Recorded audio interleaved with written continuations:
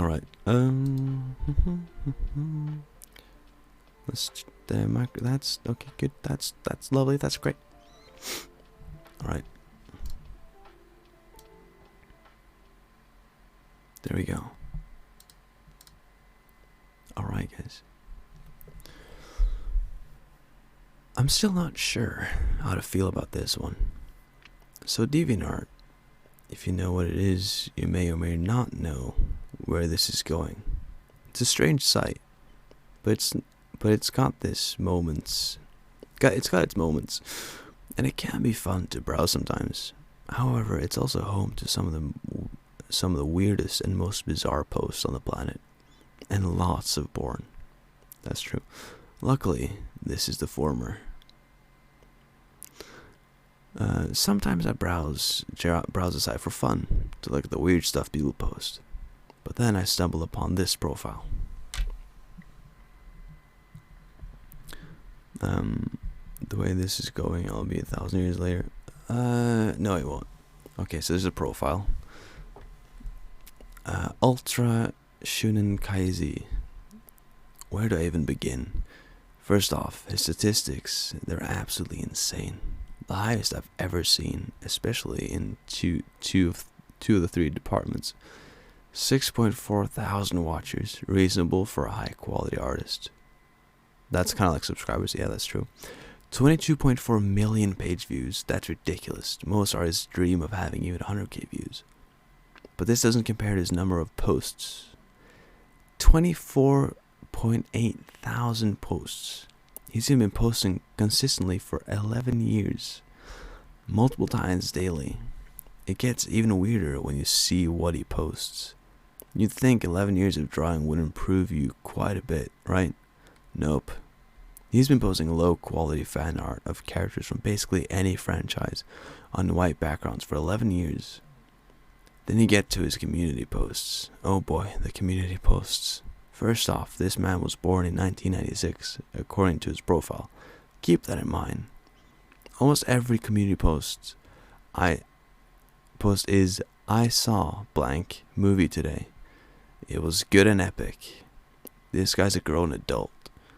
I don't even want to keep going. I have no idea how far this iceberg goes down. If anybody knows anything about him, please comment it, because I'm curious. Alright, Nico. Hope you have a decent day at school. At the minimum. Okay, I'm actually going to check this guy's profile out. I think.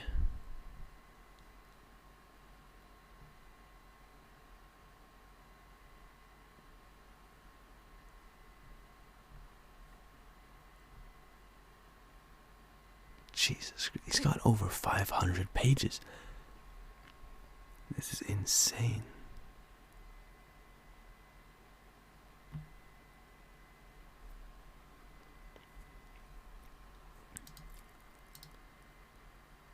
I don't know, what the hell? Jeez, what was this posted? 3 hours ago.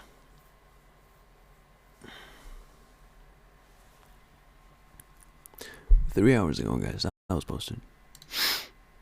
Okay, that was a decent one about a rabbit hole that you went down. Let's see, anything else?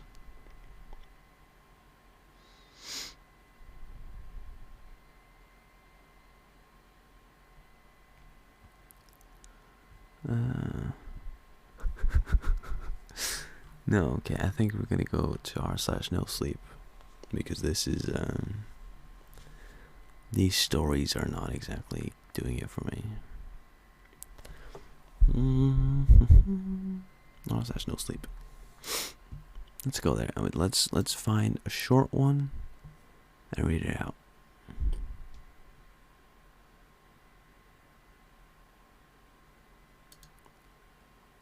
Okay. How long is this one? This one's a bit long. Look like a beaver. Nice.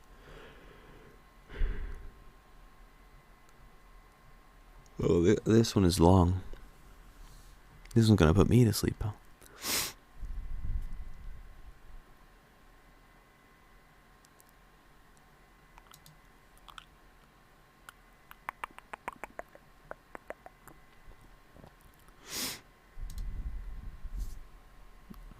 Is this one shorter?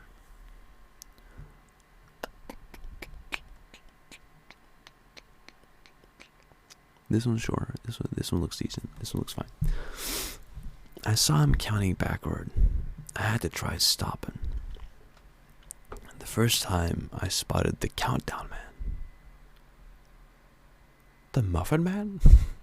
The countdown. Oh, dude, you're putting me to sleep, making me wait.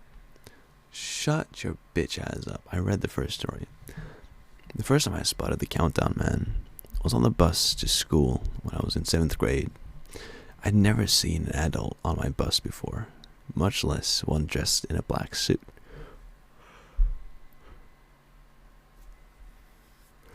But no one else said anything, so I figured he belonged there. Then as we drove around the neighborhood and picked up more kids, he counted down from 10. He spoke only in numbers, never another word. 9, Billy counting him. 8, 7, 6, the Paulson kids. 5, Danny Wu. 4, 3, 2, 1, the Smiths and Kearns. And then Aubrey Blake walked into the bus and dropped dead. Oh, this could be good.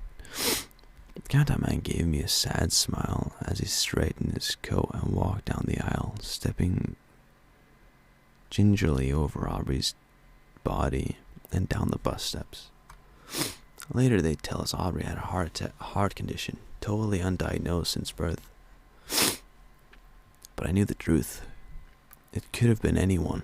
The next person to set foot in that bus was going to die. I saw him again a few times as the years passed. Once in a club, the night I turned 21. I was doing shots when I spotted him at the bar, watching the door and counting down. It was such a busy night that the whole thing took seconds. First, a screaming group of girls poured in for a bachelorette party. Then a couple came in holding hands. The guy must have been half a step in front of the girl, because he was the one that dropped dead. After that, she was the one screaming while everyone else went silent. People died on airplanes, NBA games, school picnics. Once it even happened in an elevator. The doors opened and I saw him there. He smiled weakly at me. And then a pregnant mother entered and he said 2, 1. I stayed there, frozen in place, as a man pushed past me and promptly fell to the ground, writhing, foam pouring from his mouth. Dude, this is good. Can I be the next one on that bus? Because Frodo's killing me. Dude, what the hell?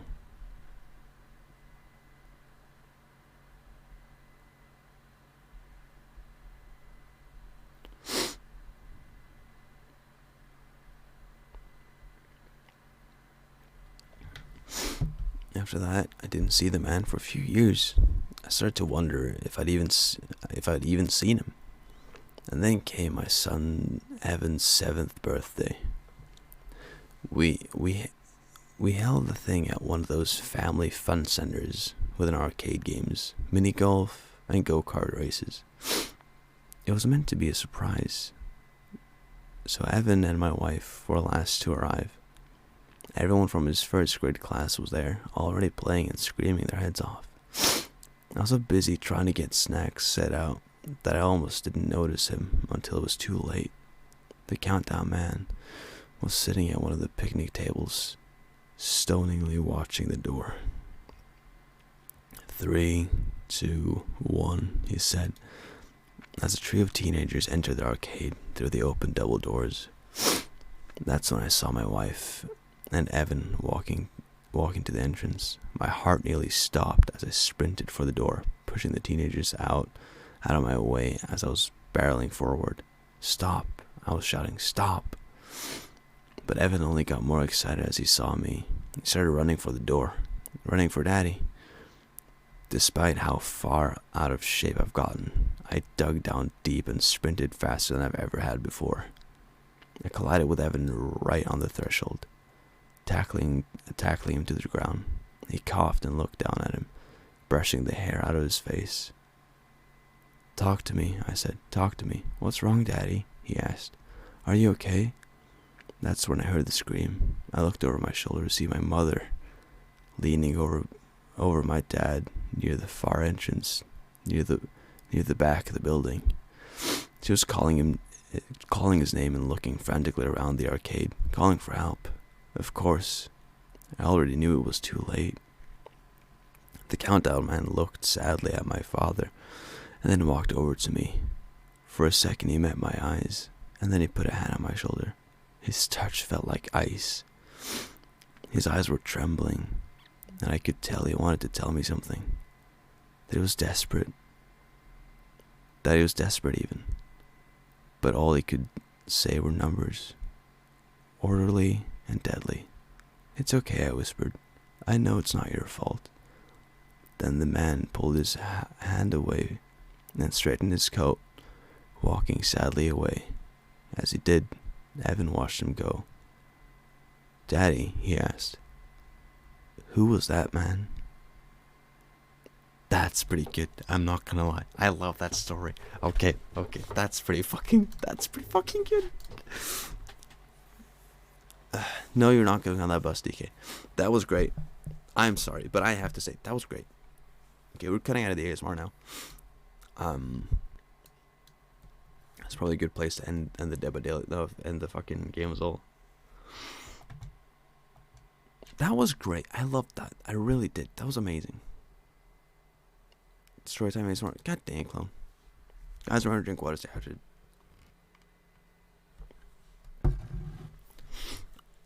I guess we're staying on ASMR then. Fuck you, DK.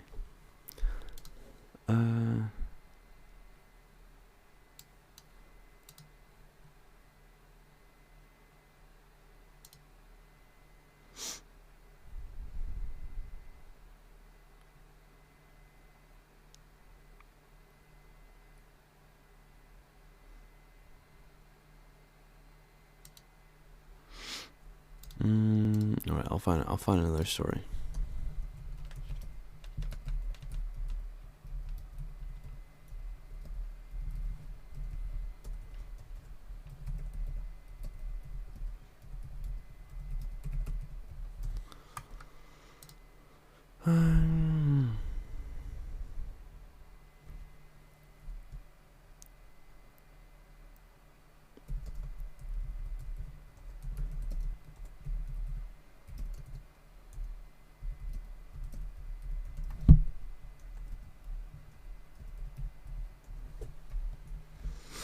Hell yeah.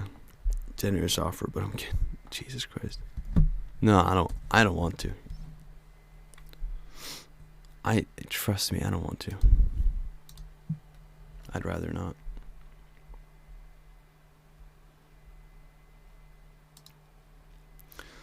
Alright, well, you might be at this point in time the only one who wants to fuck me. I don't want to. But there are probably women out there. Don't discredit yourself like that. I'll save that one. That one is pretty good.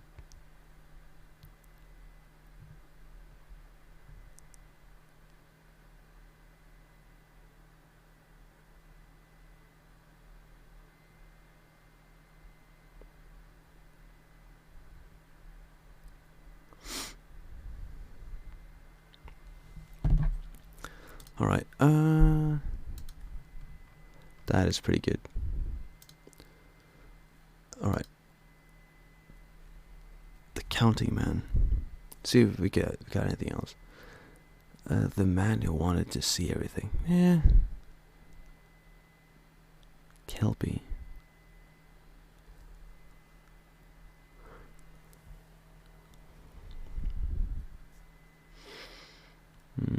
This one looks interesting. He said to me, fuck you, so you told me you wanted to fuck me. Fuck you doesn't mean that I want to. I didn't say I want to fuck you. I said fuck you. That could be anyone. That's just me telling you.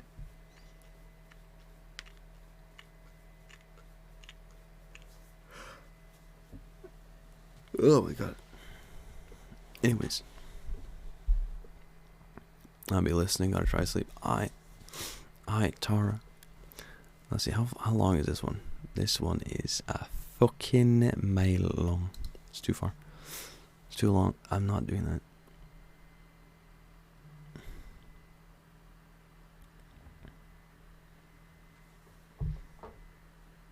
Nico, I don't know. What about a motel? I've just become reacquainted with the wet lady. The fuck?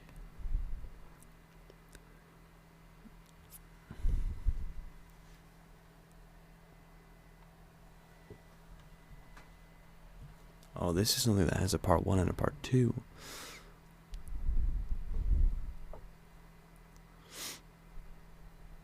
The first time I gave head happened to be a night of otherworldly terror. What? This is just...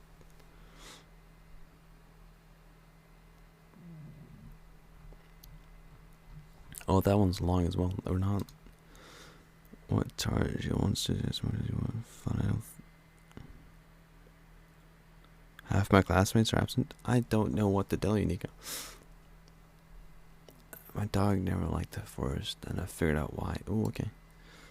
What tar she wants to be as much as that would be fun. I don't think that would ever happen. What? Okay, this one's short. Let's see here. My dog never liked the forest, and I figured out why. A few years ago, I bought a small house in southwest Maine. It's one story, around 1,000 square feet. A few months after I bought the house, I got lonely and decided to buy a dog. His name is Ace. I love Ace. That's a good name. I like that name.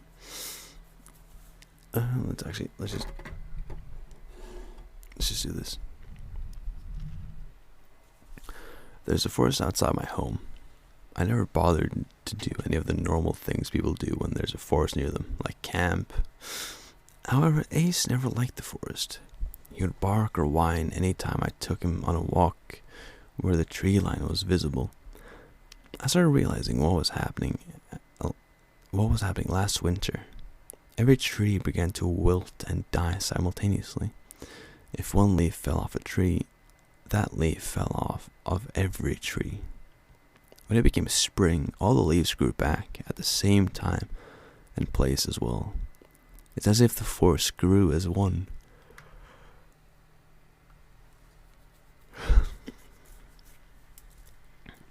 I didn't understand either, Tara.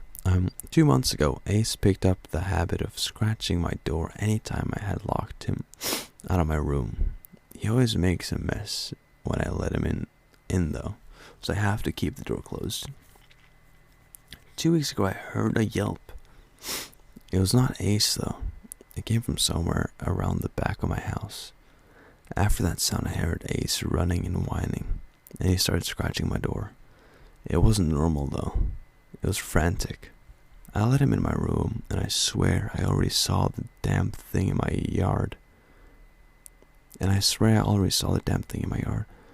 saw that thing staring at my dog like it was a fucking smoker seeing a cigarette. I looked closer, and all there was out there was the tree line. But I saw that thing out there. I know it. I couldn't sleep, nor could Ace. I stayed up and just scrolled through social media. I don't know what time it was, but I heard a yelp again. And after that, a long, disgusting groan. I couldn't open my door. I didn't want to see those eyes turn into fucking trees. All I did was sit there, thinking of what to do, if there was something out there. The next morning, I don't know why, but I bought a pistol. Something told me to buy a pistol. It was some kind of Glock. I don't remember the exact name, and the name doesn't matter. That night it happened again, the yelping, groaning, scratching, and the fucking staring. This time though, I went outside, the pistol at my hip. Either that thing was going to end up with a bullet hole in its head, or I was going to die. And I would be damned if I let the latter happen. I was sitting there in maybe 20-degree weather, just waiting. But nothing happened.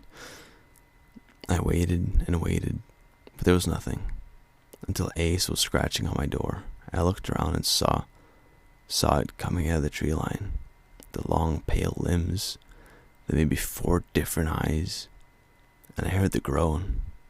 But it wasn't a groan, it was a scream. The loudest scream I've ever heard. The thing ran at me, and I drew my gun. I was still shooting when it was down. I moved to grab my phone to call the police, and the second I turned around, it was gone. I called the police in shambles, not knowing what to do. I got a fine for prank calling 911. But I know what I saw. I have to move away. I can't look at that forest ever again. I don't know what is wrong with that forest, but it's not normal. Maybe it's cursed, maybe it's haunted, or maybe this world has more secrets like this, waiting to emerge from the tree line. That's pretty good. Fro said, "Fuck you" to me, and I said he wanted to fuck me, and he said it's not necessarily him, it'll be someone else. As if I'm gonna be like, yeah, Tara, can you fuck him?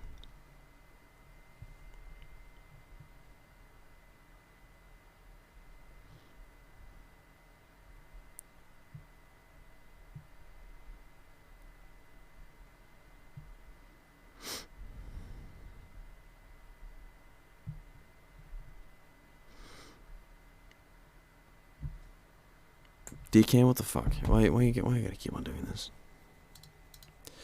That one's good though. That one's good.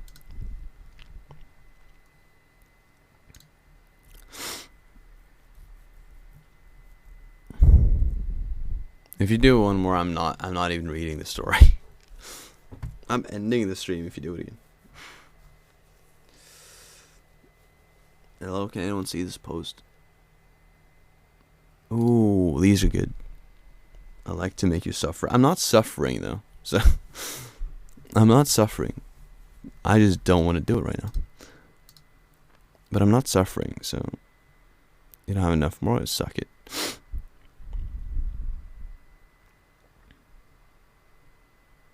My feral daughter loves to play hide and seek. Sometimes I can't find her. What? This seems interesting. And it's long as fuck. No. I'm not reading that. Velvet butterflies. Interesting. Very interesting. Pretty fucking good.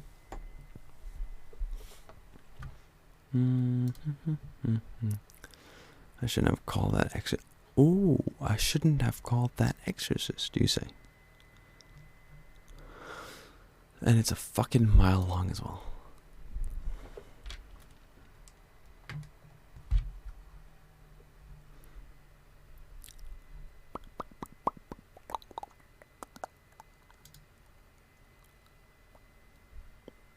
Also, Chara likes the ASMR story, so I did it for her. Did you know? Showing feelings, are we? Showing remorse, showing to be nice to a woman. Doesn't sound like the new you, does it, DK?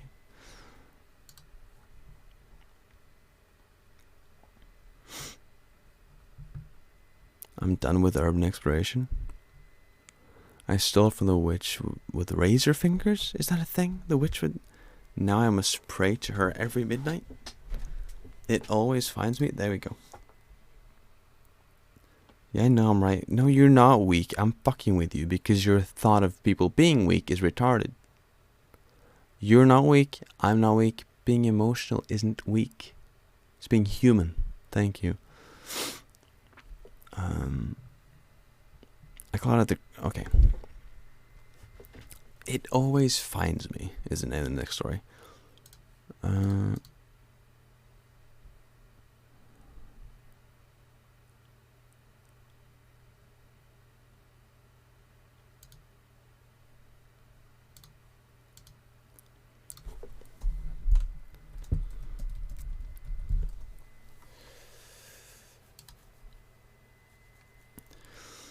All right.